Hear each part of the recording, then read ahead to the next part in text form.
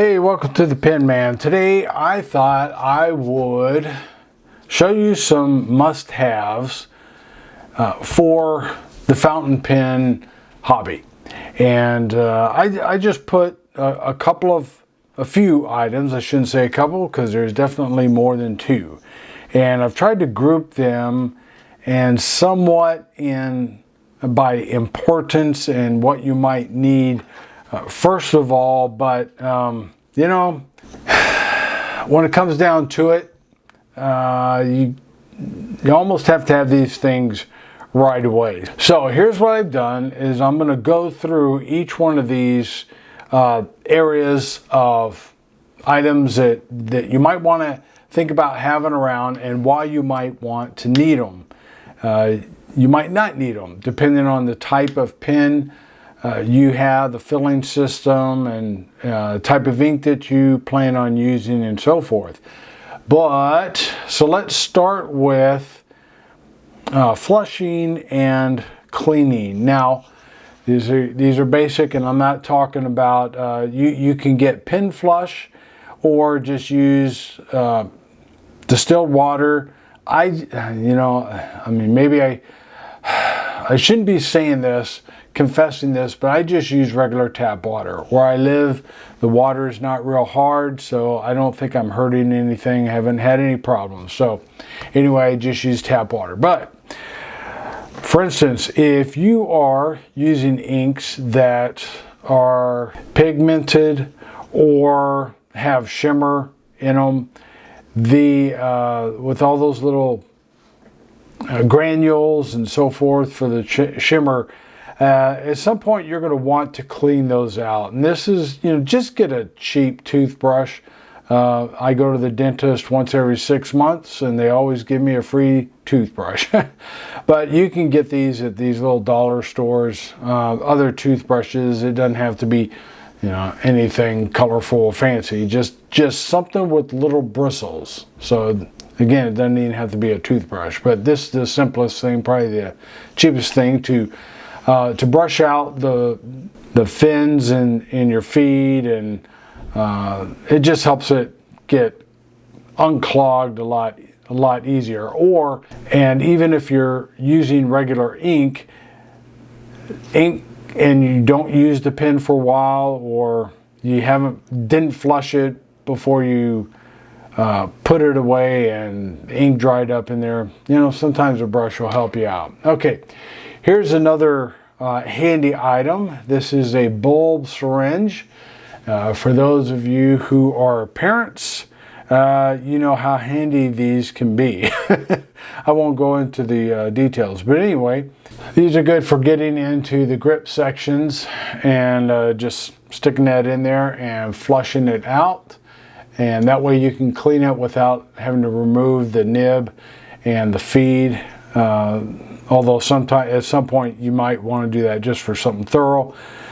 You also have sonic cleaners, but that's totally up to you if you want to go that route. These, since I have one out, these little vials can be handy if you're going to be doing ink mixing and that kind of thing, but that's not really what I'm talking about today. Let's see. Okay, so we have some cleaning items there. Next is, when you talk about cleaning and maintenance, you will want to have some sort of tools to disassemble your pen with if you go that route. Now, most of the time you're not going to have to disassemble your pen to clean it. Sometimes if they want a very thorough cleaning, they will use a wrench of some sort to get their their piston out, or even their vacuum mechanism out. And so these come in handy at your blind cap to get it in there and twist all that stuff out. Okay, I'm stumbling over words, but anyway, you got a wrench. TWSBI provides this wrench for their pens. So they, you know, it's kind of a way of saying, hey, we're not afraid of you taking this thing apart. We encourage it, and so feel free.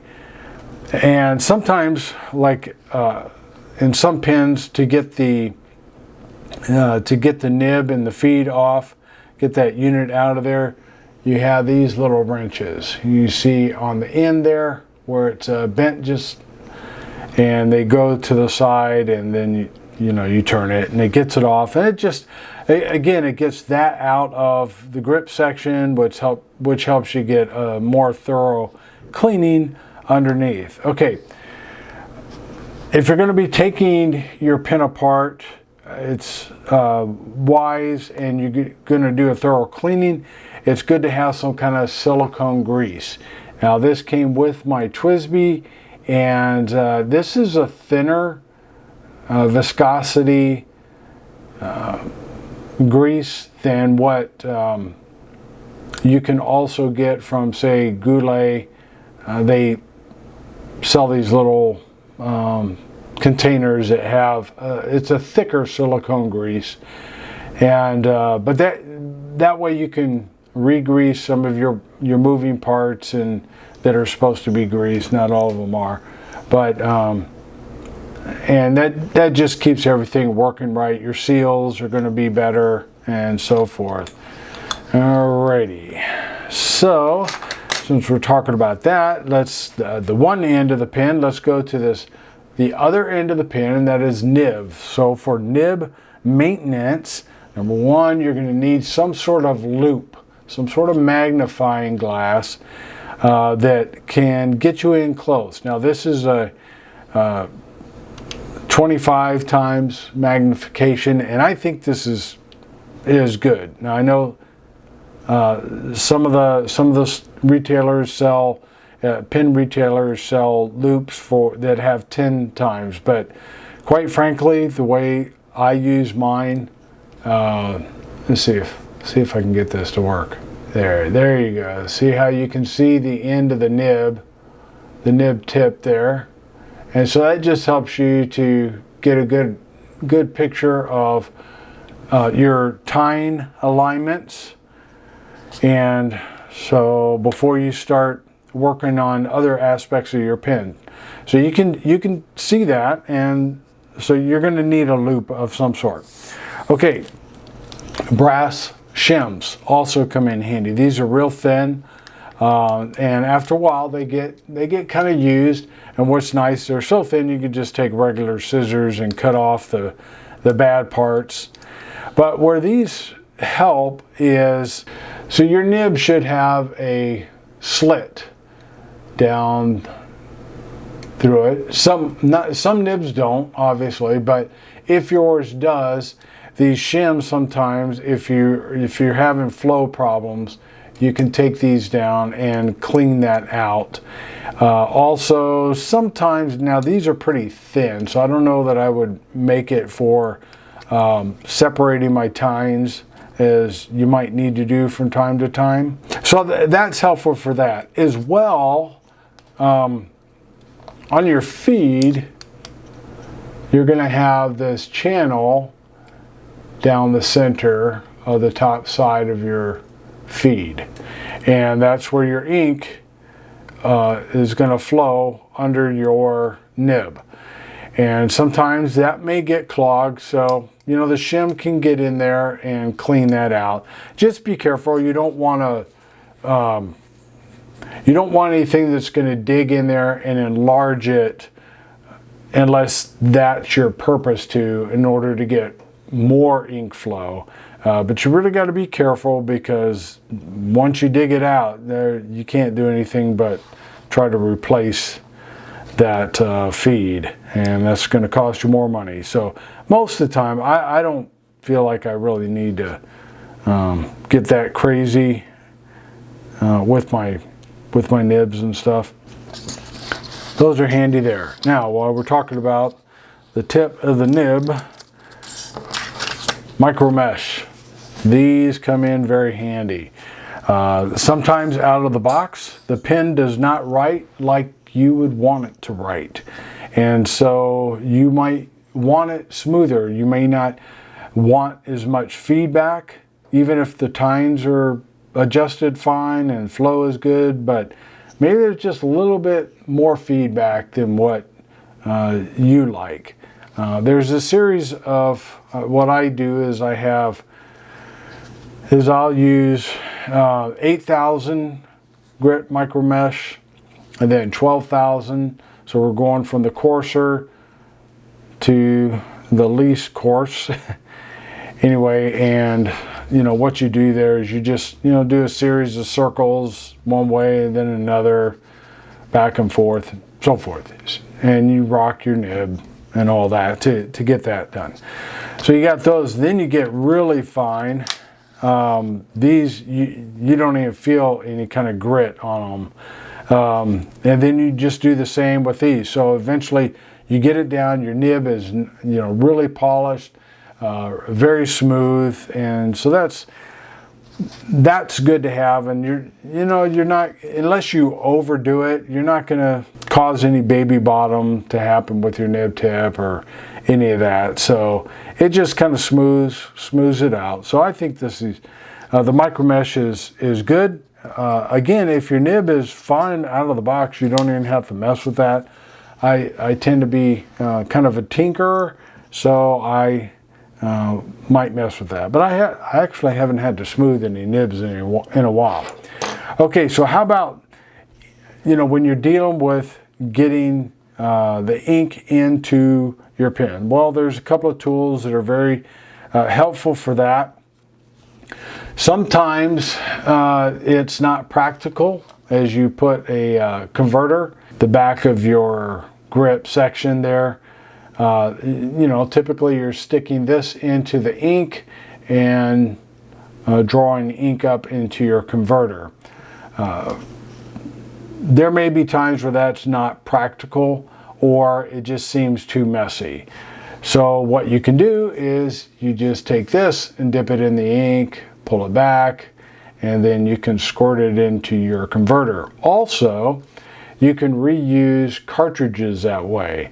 And with cartridges, you can put some silicone caulking in the end once you get it filled, and that will help the ink stay sealed, and you can take it on the go, and that way your cartridges are always ready. You just pull the caulking off and it clears out. It's not going to hurt anything.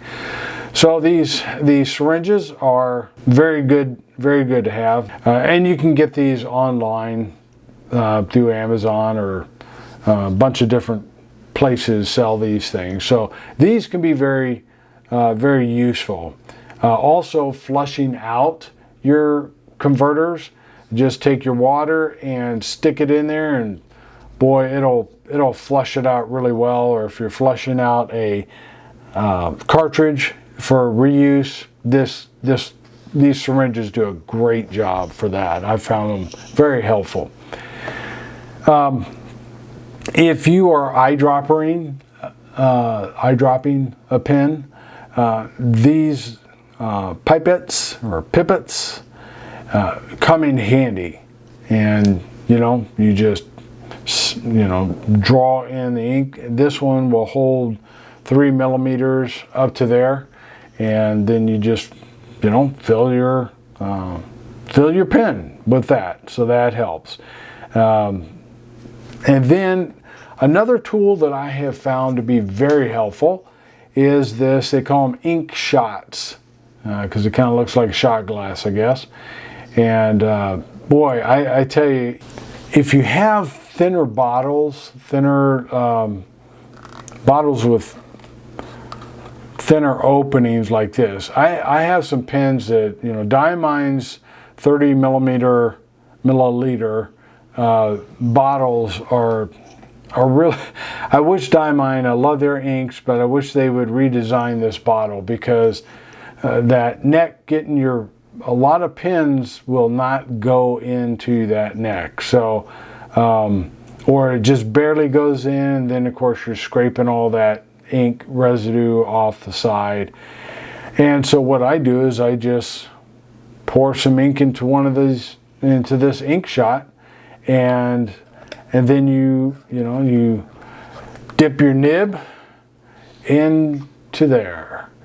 And so there's other ink manufacturers that actually have something like this inside their ink bottle, so when ink gets low, all you do is turn your bottle upside down and get the ink down there and put it back, and ink stays in the shot there. I guess that's how you get it in there. I don't have any bottles like that, so I don't know. Very, very handy tool. And even if you don't have a small bottle like this, you could have a large bottle, but it's getting so low that the ink's hard to get to, and this funnels it down to where, as long as you can get, some ink into here, and I don't know if this actually measures it. No, it doesn't. But anyway, you're gonna most likely be able to get low levels of ink that way. And if you can't, if it's so low, you get your syringe, suck that up, and then put that in your converter. Okay, what else? Okay, well, I think that's all I have. This is what's in my inventory. And how about you? I mean, what have you found to be a must-have tool for the fountain pen enthusiast? Or what would you recommend to a fountain pen newbie, and as far as what to get first, or if there's an item in here that I have neglected to put in there, haven't thought about it, please let me know in the comments. All right, okay, thanks a lot. There's a couple other videos here that might be useful. Hope so. Anyway, there you go. All right, you have a great day.